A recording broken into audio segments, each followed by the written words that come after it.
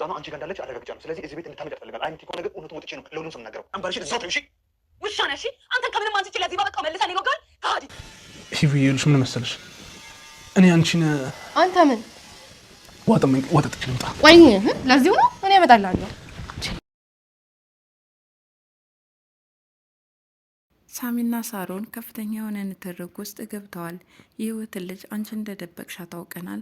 ልጅቷ አንድ ነገር ትሁንና ወዮልሽ እያላት ነው ሳሚ። ሳሮንም እንዴት በእኔ ላይ ከህይወት ጋራ እንዲህ አይነት ግንኙነት ልትመሰርቱ ቻላችሁ? ስለ ልጅቷ ምንም ማድረግ እችላለሁ፣ አይመለከትህም፣ በምን ሞራል ነው የምትጠይቀኝ? እያለች ከፍተኛ የሆነ ጭቅጭቅ ውስጥ ገብተዋል። ሩትም ወደ ሳሮን ቤት የመጣችበትን አላማ ለሚኪ ሁሉንም በግልጽ ነግረዋለች። ሰላም ጤና ይስጥልን ውድ ቻናል የቤተሰቦች እንደምናላችሁ በያላችሁበት በዓለም ዳርቻ ሰላማችሁ ይብዛ እያልኩኝ ዛሬም የህይወት መንገድ ክፍል 44ን የምናይ ይሆናል። ሩት ወደ ውጭ በምትወጣበት ሰዓት ሚኪ እየተከታተላት ስለነበር ለምንድን ነው የምትከታተለኝ? የመጣኸውስ ውጭ ለመውጣት ነው ወይስ ይሆን አላማ አለህ? አለችው። ሚኪም ቀድሞ ፍቅረኛው ስለነበረች አሁንም ፍቅሩን እያስታወሰ እኔ ገፍቸው ወደ ውጭ መሄድ አስቧል በይው አላት። ሩትም ስለዚህ ርዕስ እንዳይነሳባትና ሁለተኛ በዚህ ጉዳይ እንዳይጨቃጨቁ እየነገረችው ነበር። ቆይ ምን አስገዳጅ ነገር ቢገጥምሽ ነው እህት መስለሽ የገባሽው? ህይወት እህታቸው እንደሆነች እየታወቃላት ለምንስ ህይወት እህታቸው እንደሆነች ተናግረሽ አትገላገይም? አንቺስ እስከ መቼ ነው በዚህ የምትቀጤው? እያላት ነው ሚኪ። ይህንን ማድረግ አልችልም፣ እዚህ ቤት የገባውበት አላማ ለማንም የማትናገር ከሆነ እነግርሃለሁ በማለት ሚኪም ለማንም እንደማይናገር ቃል ገባላት።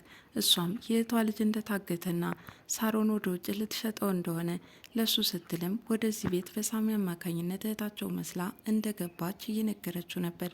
ሳሮንን በመቅረብ መረጃዎችን ለመሰብሰብ ብታስብም ይህ ነገር ቀላል እንዳልሆነ ለሚኪ እየነገረችው ነበር። ነገር ግን እንደምንም ብዬ የእህቴ ልጅ ከታገተበት እንዲለቀቅ አድርጋለሁ። በኋላ ደግሞ የህይወት ልጅ መታገቷን ስሰማ ይህን ነገር በሚስጥር ይዤ እስከ መጨረሻው መከታተል ነበረብኝ። ለዚህ ነው ያልተናገርኩት አለችው። በዚህን ጊዜ ልቡ ተነካ። ሚኪ አቀፋትም። ሩትም ለምን ግን አልተገረምክም አለችው። የገባሽበት አላማ እኔም ገምቼ ነበር አላት። ሩትም የሳሮን ክፋት እንዴት አወቅ? የሰፈራችን ፌመስ ሴት ጠንካራ እያልክ ስታወድሳታል ነበር አለችው። ለማንኛውም ስለዚህ ጉዳይ ማውራት ይኖርብናል፣ ራስሽን ሲኦል ውስጥ ነው የከተትሽው አላት። ለዚህ ነበር ያልነገርኩህ አለች ሩት።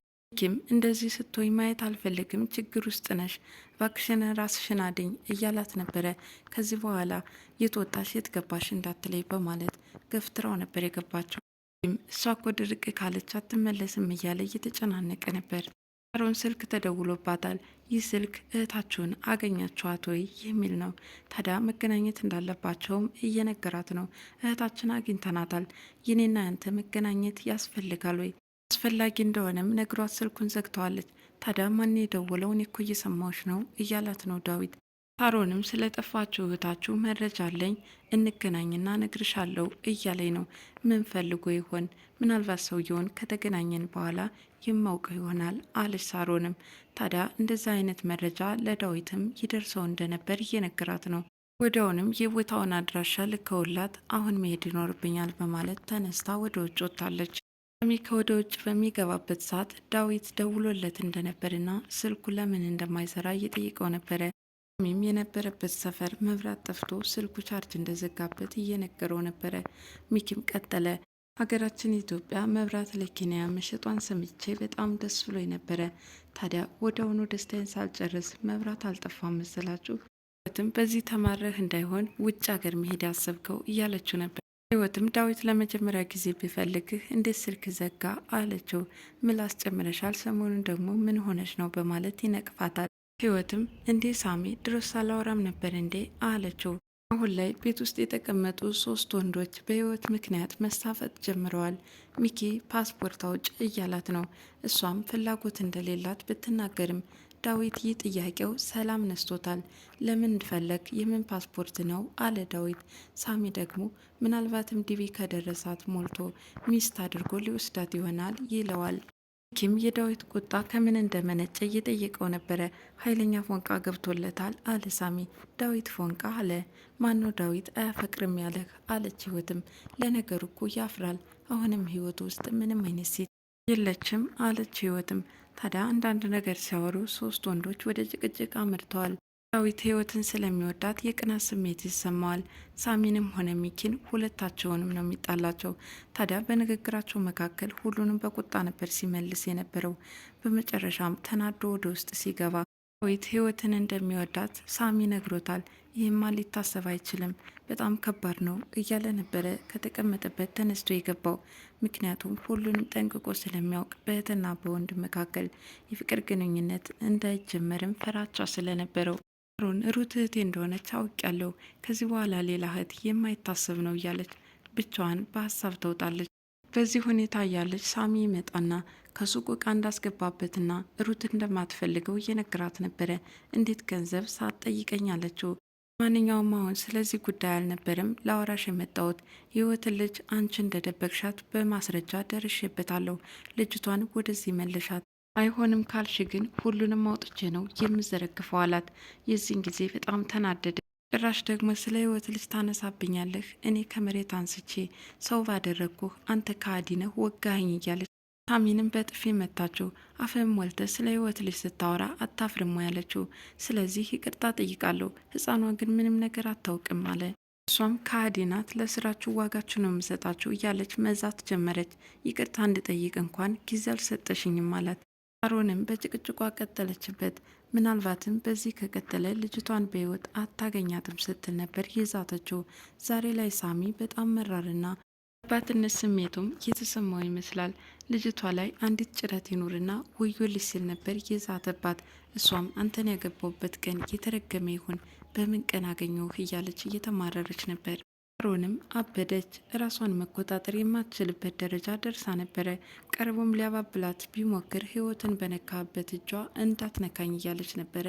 ክፍሉንም ለቆላት እንዲወጣ የጮኸችበት። ቤት ከህይወት የፍቅር ስሜት ተሰምቶታል። እንዴት እንደሚነግራት ግን በጣም እየተጨናነቀ ነው።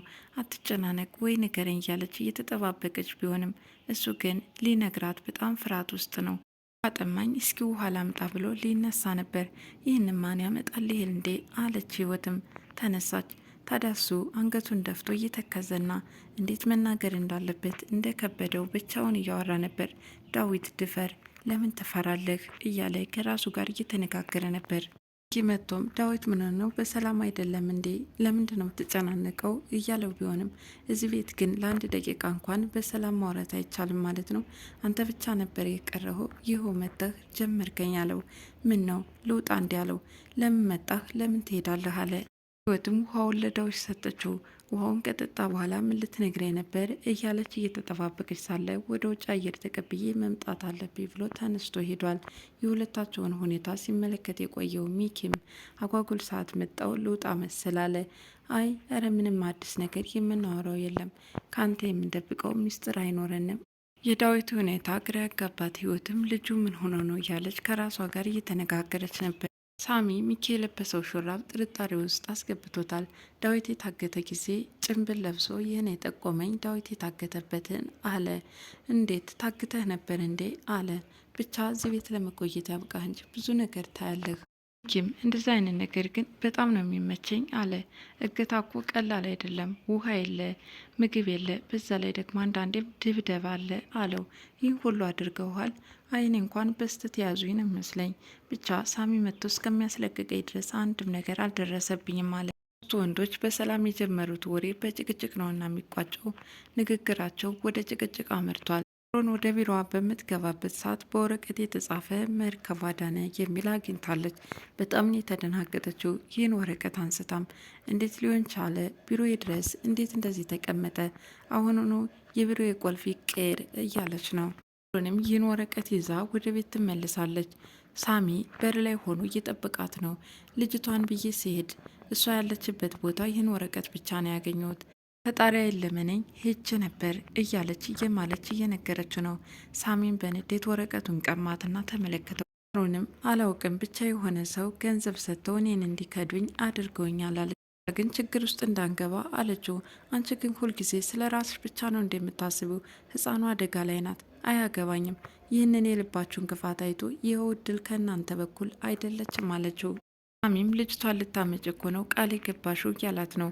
ሳሮንም ልጅቷ የለችም ጠፍታለች እያልኩ እኮ ነው አትሰማም እንዴ? ከዚህ በኋላ አይመለከተኝም፣ ከደሙ ንጹህ ነኝ፣ ምን አገባኝ እያለች ነው። እርግጥ የልጅ ነገር ስሜቱ ከባድ እንደሚሆን መገመት አያቅተኝም ብላ ትታው ትሄዳለች።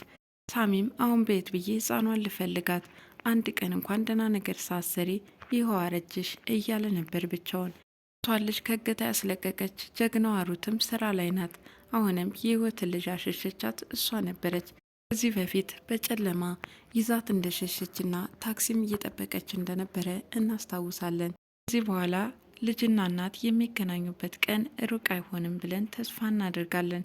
በቀጣይ ቪዲዮ እስከምንገናኝ ድረስ መልካም ጊዜ ይሆንላችሁ እያልኩኝ የዛሬው የህይወት መንገድ ክፍል 44 ይህን ይመስላል።